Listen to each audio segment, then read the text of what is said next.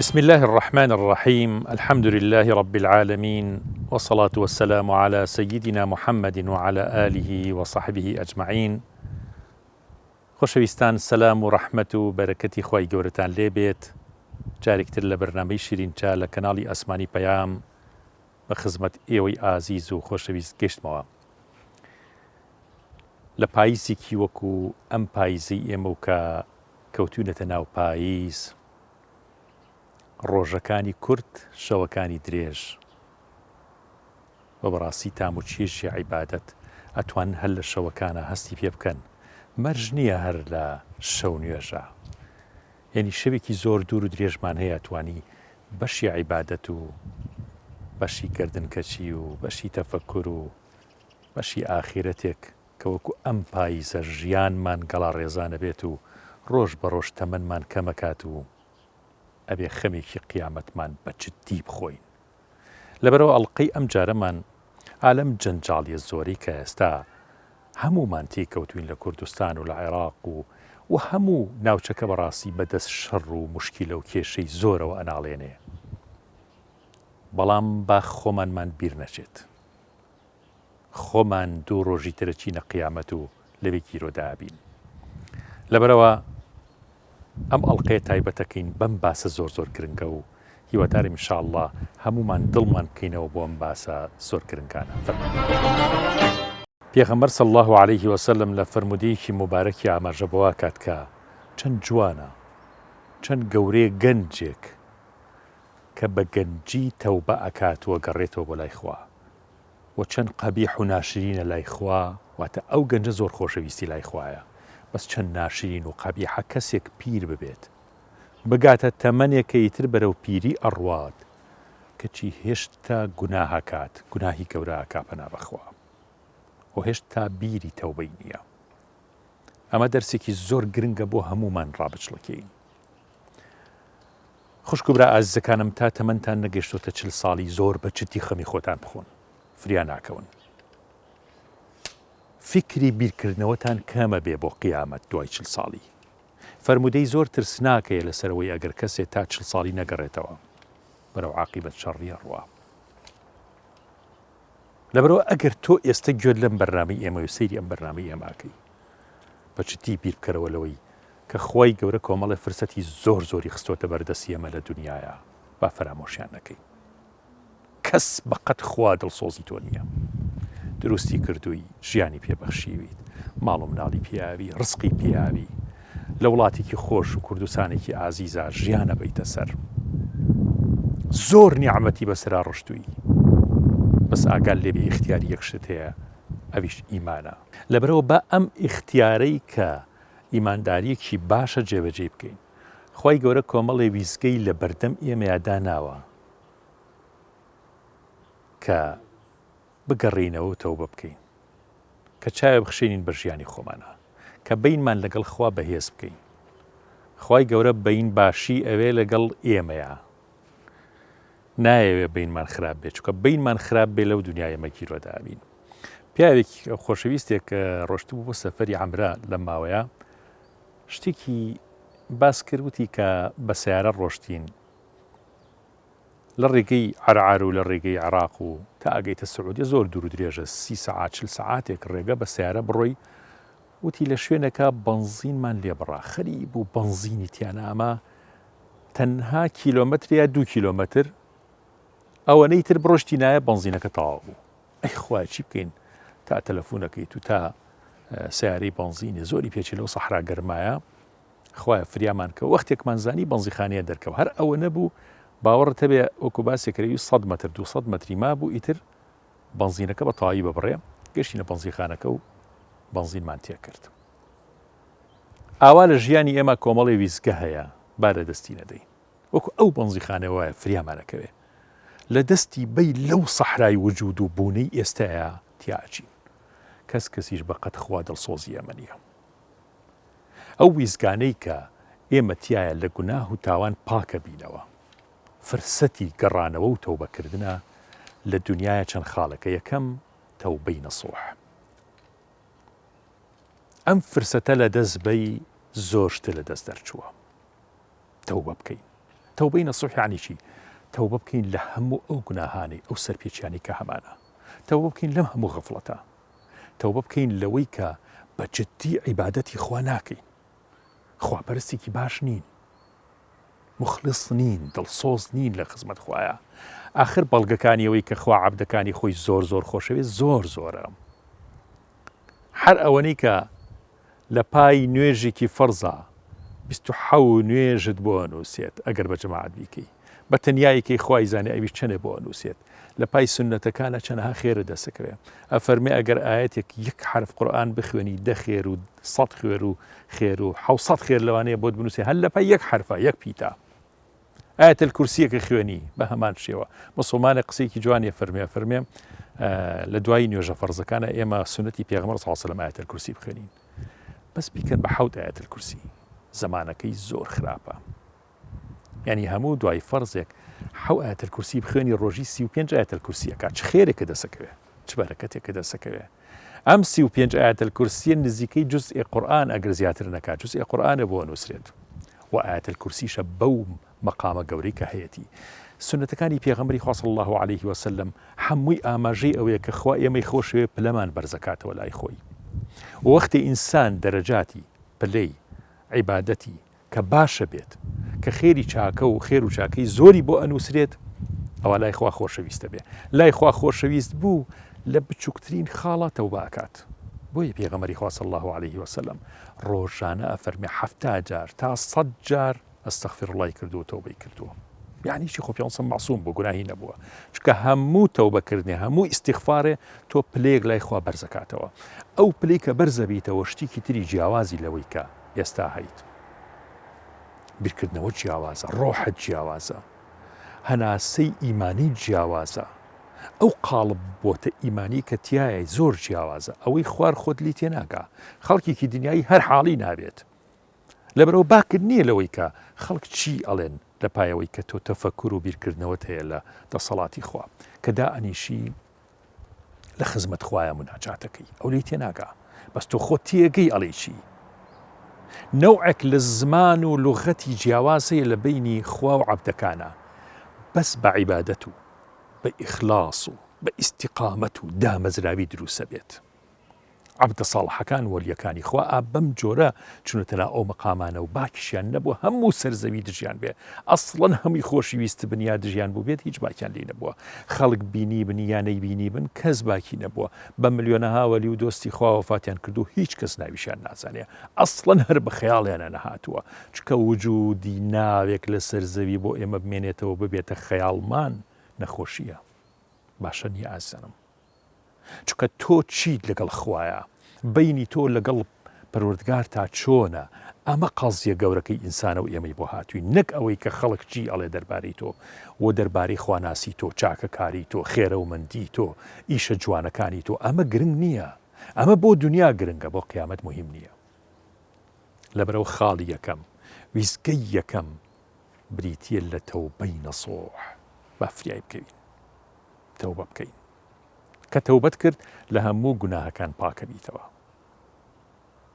من لێرەوە کە باسی ئەم مەسەلەیەکەم، ئەگەر کەسێ ئێستا دڵی گرم بۆ تەوبە، ڕجال یەکەم مەیخەرە دەقەیەکی تر، هەر ئەم دەقەیە تەوبە بکە، هەر ئەم لەحظەیە تەوبە بکە.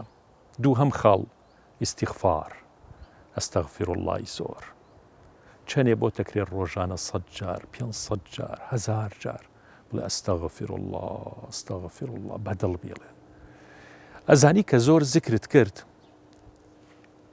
دڵت لەگەڵ زیکرەکە وردە وردە ڕایەت، ئەڵێ خەیاڵ مەڕوا، قەینا خەیاڵیشە بڕوە، هەر ئەنجامی بە باشترە لەوەی کەنێیکەی. بەڵام وردە وردە گەر زیکر زۆر بوو، خەیاڵت ناڕوا لە وەختی زیکرە، لە وەختی نوێژە. چکە وەختە لە وەختی نوێژەکانتە کە نوێژەکەیت یەکسەر سەیری دڵی خۆتەکەیت،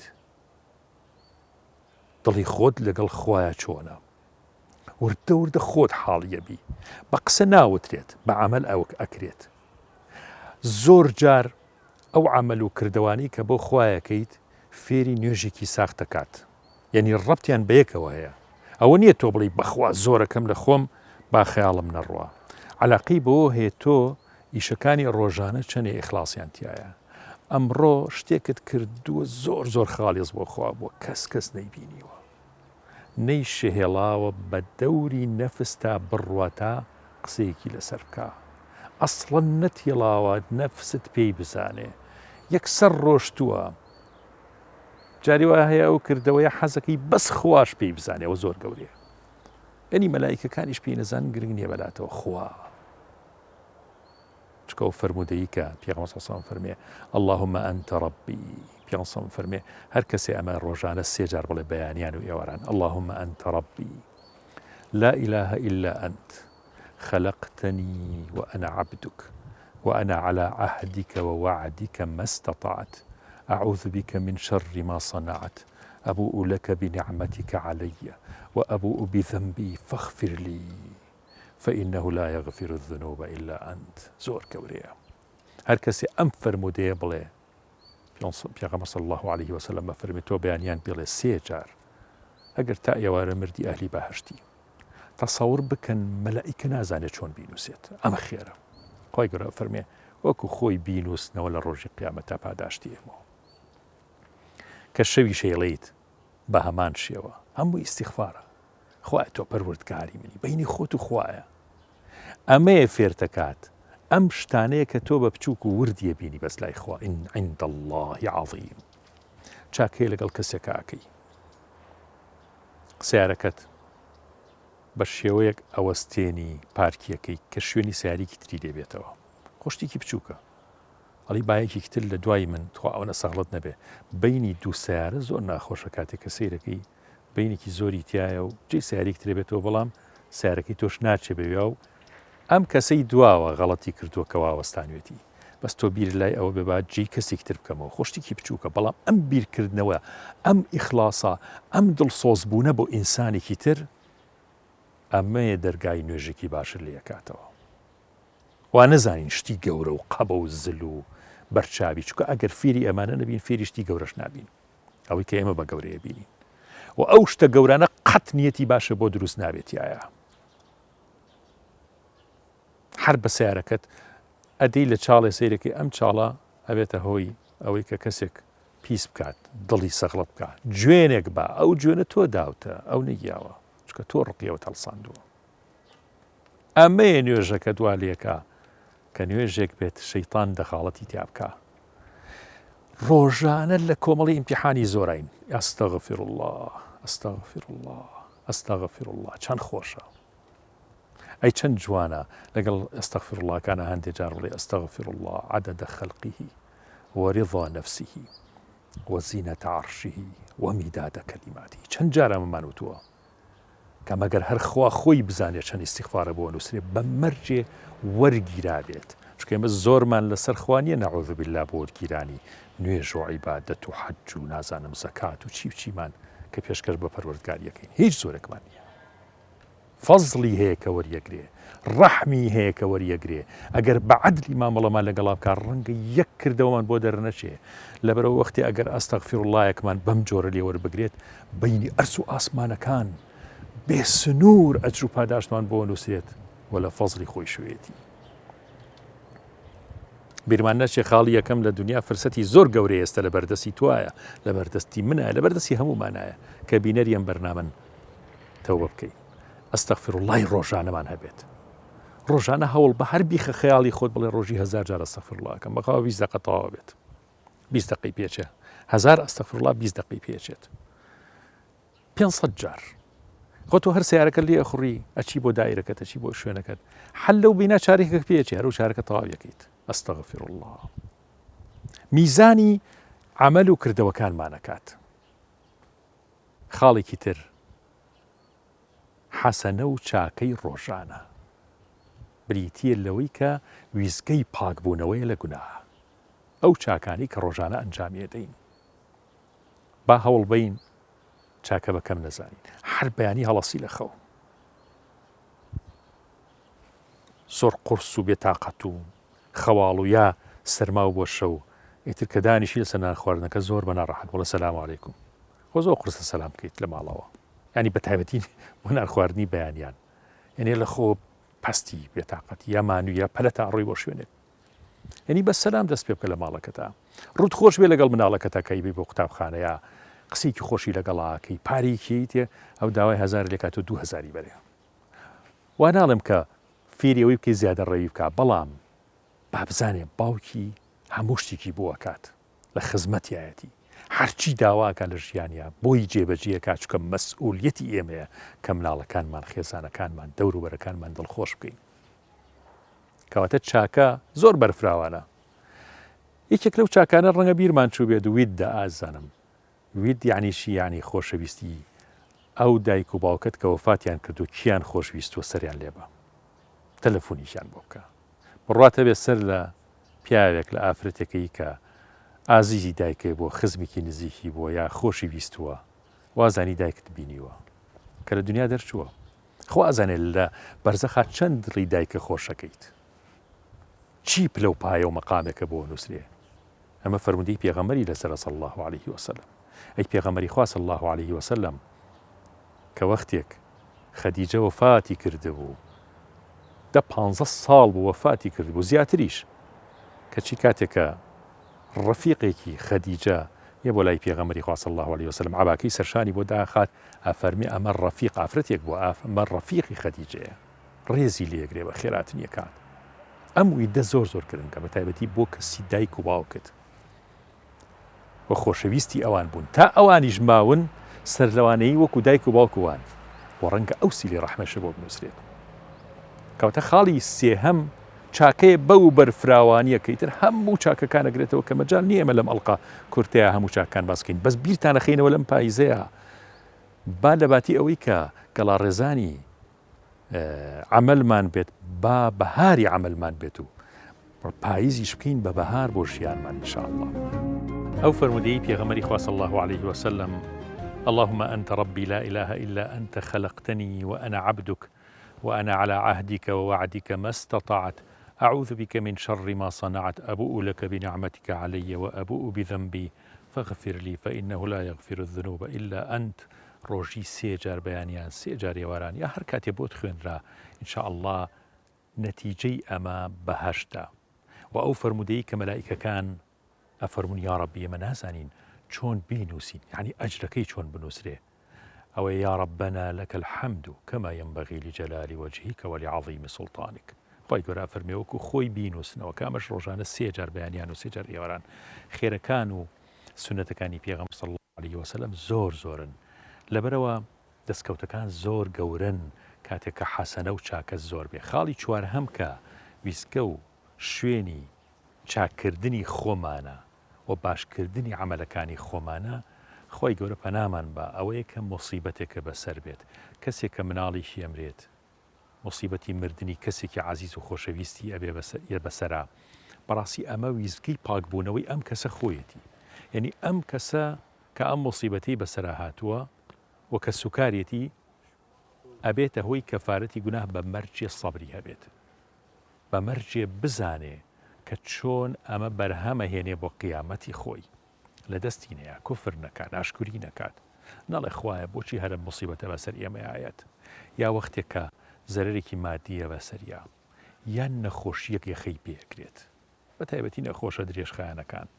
کە ئێمە نەخۆشێکی زۆر هەیە کە ئێستا هاتوچۆی نەخۆشخانەی هیواکات جاری وهەیە بە ساڵ عیلاج وەرەگرێتە خۆی گەورە شیفای بۆ نێرێت جاری وهەیە خوا شیفای بۆ نانێرێت لەو ڕێگەیەوە وەفاتەکات بە ناڕەحەتی مێنێتەوە چەند ساڵ بەڕاستی ئەمە ئەجر و پاداشتی زۆر زۆر گەورەیە ئەو موسیبەت و ناڕەحەتیانەی کە لە ژیانایەتە بەردەمت تەنانەت ئەو ناڕەحەتی و عەزابانەی کە تۆ مناڵێک جاری وهەیە بە خێویەکەی شەو تا ینی هەڵەسی شیری پێدەی دایکێکە خزمەتیەکە تا گەورەی ئەکات ئەمانە هەمووی بەڕاستی ئەجر و پاداشتی گەورەی هەیە لەبەرەوە ئەم چوار خاڵە بریتێ لەو چوار خاڵی کە لە دنیا ئەبێتە هۆی پاکبوونەوەمان لە گوناهەکان ئەی باشە ئەگەر کەسێک بەم چوارەی شاتیە پەڕی بەڵام هەر گوناهی ما یان سیانێنی بەکارهێنا بۆ نمونە تەوبەی نەسوحی نەکرد بەڵام ئیستیغفاری زۆر بوو و حەسەنات و چاکەی زۆر بوو لە دنیا و هەروەها مصیبەت و ناڕەحەتیشی بەشی خۆی بینی بوو عەزابی بینی بوو لە دنیا کەسێک جاری وهەیە سیژ نەکرێت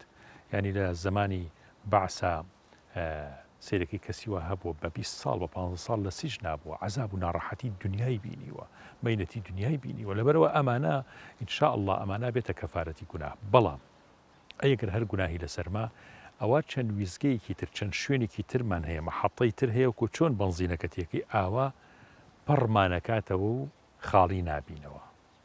لە بەرزەخا چی هەیە؟ یەکەم لەحظە ئازیزانم، مردن و وحشەت و ناڕەحەتیەکانی مردن. ئەها لەو کاتانی ئینسان لەسەر مەرگایە. ئەگەر بە ئاسانی گیانی دەرچوو، ئەوە پاداشتی هەیە، بەڵام پاداشتی وەکەوە نییە کە بە ناڕەحەتی گیانی دەرەچێت. کەسی وا هەیە بە 3 ڕۆژ بە 4 ڕۆژ لە ناڕەحەتی گیاندانایە، هەناسەتنی و بێتاقەتی و وەسعێکی ئەمە ئەبێتە کەفارەتی گوناه بۆی. ناڕەحەتیەکانی ڕێی بەرزەخ کە زۆر دوور و درێژەکە، ئێمە ینی چەنەها بەرنامەی زۆر دوور و درێژ بەدەیان و بگرە بەرەو سەدانی شەڕوا ئینشاءالله بەرناممان هەیە لەسەر ئەزموونەکانی نزیکبوونەوە لە مردن و ئەو کەسانی ئەوشتانیان بینیوە و حاڵەتانیان بینیوە، یاخود ئەو ناڕەحەتیانەی کە لە گۆڕایەتە ڕێی ئینسان، لە بەرزەخایەتە ڕێی ئینسان. گۆڕ بۆ معنایی ناکە لە ناو گۆڕەکە شتێ تووشە بێت، نا، بۆ مانایی کە لە جیهانە فراوانەکەی بەرزەخا شتێ تووشە بێت.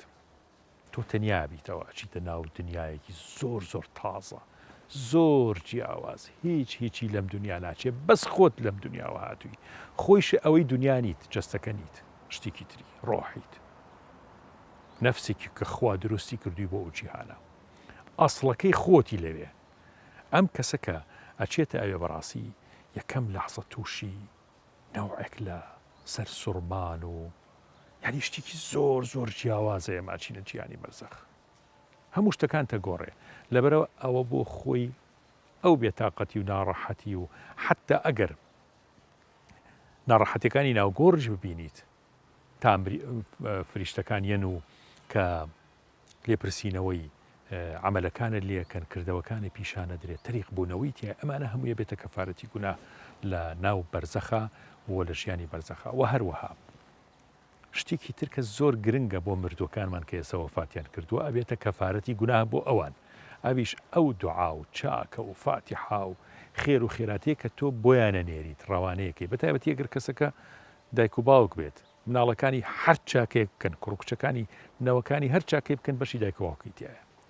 لەبەرەوە تا ئێوەش مابن کەفارەتی گوناهە بۆ ئەوان، و گوناهەکانیان لێ هەڵەوەڕێ لە حیاتی بەرزەخا، و وردە ئەگەر گوناهیشیان نەما مەقامیان بەرزە بێتەوە، شوێن گۆڕکیان بەرزە بێت، شوێنەکانیان نەگۆڕێ. واتە بۆ نمونە لە شارێکی بەرزەخان کە زۆر زۆر خۆشە، بەڵام بۆ نمونە پلە 7 ئەبرێنە پلە 8، شارێکی تر کە پلە 8 ئەوانەی تایە کە لەو پلیان، ئەبرێنە شارێکی تر پلە 9 بەهۆی ئەو دوعا و چاکانی کە تۆ بۆ کردوون، بەهۆی ئەو ختمە قورئانی کە تۆ بۆت هەدیە کردوون، یا بەشدارە کردوون لە ختم و چاکەکانی خۆتا، عەمرەت بۆ کردوون، خێر و چاکەت بۆ، حەجێ بۆ کردوون. لەبەرەوە ئازانم ڕۆژ بە ڕۆژ گۆڕانکاری بەسەر ژیانی بەرزەخی ئەوانایەت، بەهۆی ئەو چاکانی کە لە خەڵکی ئازیز و خۆشەویست و نزیک و دۆست و ئەحبابیانەوە پیانەگات. خاڵێکی تر کە ئەمە 3 ویزگە، 3 شوێنە کە لە بەرزەخە گوناه و هەڵەکانت هەڵەوەرێنێ ئەگەر تیا تاما. ئەگەر کەسێک هەر لە بەرزەخی شامایە و ئەمانیشی هەبوو یا نەیبوو، هەر گوناهی لەسەر ما و مسلمانێکی ئیماندار بوو، ئەوە لە قیامەتە کە خاڵی سێهەمە، واتە لە دنیا 4 خاڵمان هەبوو، لە قەبرا 3 خاڵمان هەبوو، لە قیامەتیشا 4 خاڵمان هەیە. ئەگەر کەسەکە چووە مەیدانی حەشر، ناڕەحەتیەکانی مەحشەر، عەزیەت و مەینەتەکانی پردی سیڕات، تەریق بوونەوەکانی بەردەستخوای گەورە، ئەمانە هەموو خاڵەکە ئینسان بەهۆی ئەو حاڵەتەوە کە تووشی بێ، ئەو ناڕەحەتی کە تووشی بێ، خوا زۆر زۆر بەڕەحمە گوناهی لێ هەڵەوەرێنێ، هەر لەوێشە لە مەحشەرە گوناه لێ هەڵەوەرێ، گوناهە کەمەکات، لە نامەی عەمەلەکەتا ئەسڕێتەوە. سوبحان الله، بەڕەحمی خوا چەند بەڕەحمە. لەبەرەوە ناڕەحەتیەکان و ئەهوالەکانی قیامەت گوناه لە ئینسان هەڵەوەرێنە بە شەرتی ئیماندار بێ و مسلمان بێت، خوا ناس بێت. دووهەم شت تەریق بوونەوەی وەستان لەبەر دەستی قودرەتی پەروەردگارە، لەبەردەم خوای گەورەیە کە ئەوێ سێنرێن، ئەو تەریق بوونەوەی کە بەسەر ئینسانایەت ئەبێتە هۆی هەڵوەرینی گوناه و تاوانەکانمان. قورسە تەریق بوونەوەکە، زۆر زۆر قورسە، زۆر مەینەتێکی عەزاب و مەینەتێکی قورسێتە ڕێی ئینسان. خۆی گەورە پەنامان بات. و هەروەها یەکێکتر لەو شتانەی کە گوناه هەڵەوەرێنێ شەفاعەتی حەزرەتی ڕەسوڵ الله صلی الله عليه وسلم، شەفاعەتی شەهیدەکانە، شەفاعەتی پیاوچاکان و ئەولیاکانە، شەفاعەتی قورئان خۆی چه سوورەتێکە زۆر خوێندوویە ئەبێ بە شافعەت لە ڕۆژی قیامەتە، شەفاعەتی کردەوە یەکتەکە لە دنیا زۆر گەورە و جوان بۆ خواوەری کردووە، قبولی کردووە، هێن لای خوا گەورە بووە، مەرج نین لە دنیا بەرچاوی بوو بێت خەڵک بینی بێتی. ئەخیر شت کە گوناه زۆر هەڵەوەرێنێت، خۆی گەورە فەرمێەوە پێغەمبەرانەوە شەهیدانەوە ساڵحەکان ئەوە دۆستانی خوا ئەوە قورئان شەفاعەتی کرد بۆ کۆمەڵێک هەرمێننەوە لە موسڵمان کە هەر گوناهیان هەیە، ئەم هەموو شتانە هێشتا پاکی نەکردوونەتەوە گوناهبارن. خۆی گەورە فەرمێ بە ڕەحمەتی خۆم شەفاعەتی خۆی گەورە خۆیش ڕەحمەتی خۆی ئەفەرمێ ڕەحمەتی لێشاوی خۆی بارێنێ بەسەر کۆمەڵێکی زۆرە لە بەشەرا کە ئەمەش هەمووی بە هەڕەمەکینی ئازانم بە دەقیقی لە قیامەت دەکرێت، زۆر دەقیق و وردە. یعنی ئەوە نییە عادی کافریکی پێوە بێت و منافقی لەولاوە پێوە بێت و بخەن ناو باش، نا زۆر وردە. لەم جیهانەیە هیچ ئالەتێکی حاسبی و ئەلەکترۆنی ئەوەنە ورد و دەقیق نییە ئەوەی کە لای خوا هەیە لە قیامەتە، چونکە خۆی ئەم دنیای دروست کردووە، ئەو عەقڵی دروست کردووە کە کۆمپیوتەر و ئەلەکترۆن دروست دەکات یا ئیش لەسەر ئەلەکترۆنەکات. ئەبێ خۆی گەورە خۆیکی دروست کرد بێ بۆ محاسبەی عەبدەکانی و کێشانە و پیاوانی، عەدلی ئەو ڕەحمی ئەو بەزەیی ئەو فەزلی ئەو ئەمانە هەمووی خەڵکانێکە خاتە بەهەشت. حەزم کەرە مەڵقەیە زۆر بەشدە بەخش بێ بۆ ئێوەی ئازیز و خۆشەویستم ئازیزانم. پێم خۆش بوو پێتان بڵێم کە هەر ناڕەحەتێک لەم دنیایەتە بەردەمتان بە حیکمەتەکانی خوا ورد بنەوە لێی. خوا حەکیمە ئیلا شتێکی تایە. نمونەیەکی زۆر جوان هەیە، ڵێ پیاوێک یەک کوڕی هەبوو لە سەردەمی زووە کە ساڵەکانی 20 کە ئەو کاتە دەوڵەتی عوسمانی لە ئەخیری دەوڵەتەکەیا بوو، جەنگێک هەبوو یا خەڵک براوە بۆ شەڕێکە لە کوردواری خۆشمانە زۆر ناوبانکی هەیە کە پێڵەن سەفەربەلک، کە خەڵکێکی زۆر ڕۆشتون و نەگەڕاونەتەوە، زۆر کەم کەس گەڕاوەتەوە هاتوونەتەوە. لەبەرەوە لەو سەفەرەکە ئەو خەڵکە ڕۆشتون بردوونیان پیاوێک یەک کوڕیە بێ. پێشەوەی ئەوە ڕووبات خەڵکە لێ بەخوا فلانە کەس مناڵی نییە و ئەوسا مناڵی زۆر مهم بووە، چونکە بۆ مەڕووماڵاتەکەت بۆ زەراعەتەکەت بۆ ئیش و کارەکانت کوڕێ بەدەسەوە نەبوو بێت ئیشێ بۆ نەکراوە، ڕزقت کەم بووە و نەتوانیوە ژیانێکی خۆش بۆ مناڵەکانە دابین بکەی. ئەوەی مناڵی زۆر بۆ کوڕی زۆر بۆ بەتایبەتی توانیوەتی ژیانی باشتر بێ، زۆر باش بێ. لەبەرەوەتیانە بەخوا فەقیرەیە کوڕی هەیە شتێتی خوا خۆی ئەیزانێت کە ئەمە چه خێریکی تایە. هەر دایمە وای وتووەم پیاوانە ئیماندار بوو، لەبەرەوە هەموو شتێکی بە خێر لێک داوەتەوە کە خوا ناردوێتی بۆی بە خێر لێکیوە. ئەڵێ وەختێک ئەو ئەمرێت کە هەرچی کوڕی هەیە بیبن بۆ سەربازی بۆ سەفەربەلک، ئەم پیاوە هەرم کوڕی هەیە، ئەگەرم کوڕۆژ بەرن وا هیچ ماڵی وها بۆ 3 کوڕیان هەبوو هەرسێکیان بردوون و ڕەنگە هەرسێکیان نەگەڕابنەوە تیا چووبن، یان زۆر درەنگ گەڕابنەوە بە شەلوکیۆری و داماوی و بە بریناری و بۆ وەزێکی زۆر خراپ گەڕابنەوە یا هەندێکیان گەڕاونەتەوە. ئەم پیاوە پێشەوەی ئەم حەملەی سەفەربەلەکە بکرێت و خەڵک ببرێ بۆ ئەو سەفەرە، ئەسپی کێبێت یا ماینی کێبێت کەچی ماینەکەی لە قەیەکەیە لە کوڕەکەی ڕانی کێشکێنێت.